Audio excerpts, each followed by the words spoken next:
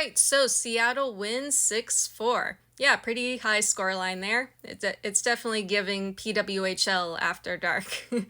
But yeah, I really do feel for Toronto, especially in this third period. They did have that really good win against the Vancouver Golden Eyes, but once again, this resulted in a loss for them. But if I'm being honest, I can't say they played that well in this third period, especially when it came to their defense, because Seattle would go and score two jailbreak goals. So the first jailbreak goal for Seattle, that happened off of a Toronto power play. Seattle, they were able to make a run and score.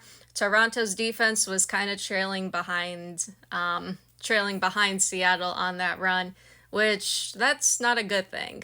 And then when it came to Seattle's second jailbreak goal, a Toronto player and Seattle player were sent to the penalty box, one for cross-checking and one for roughing.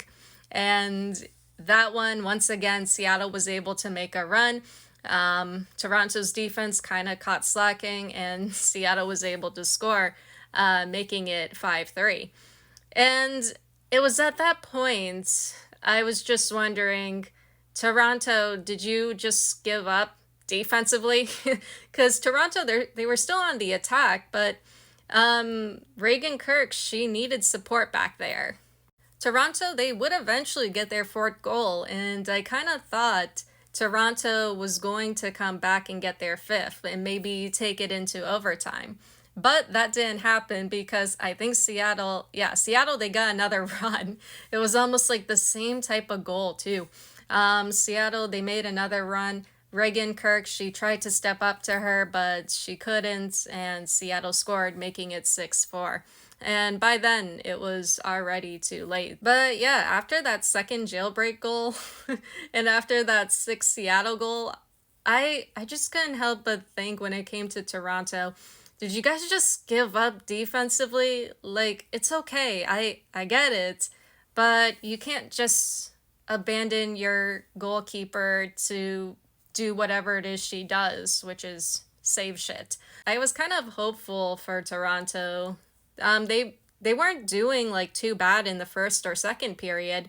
Their best period was probably the first period for them, but I kind of wish they did a little bit more. As for Seattle, honestly, they did really well in this game. They were very aggressive with their attack. I was really impressed with their transitions or their pace and movement in transition. Earlier, I said both Toronto and Seattle were really good and really quick in transition, but we kind of saw it more from Seattle. But Seattle, they created a lot of chances. It was great to see them scoring goals. And yeah, that's what this team can do. Like, they definitely have the attacking ability and they can score goals.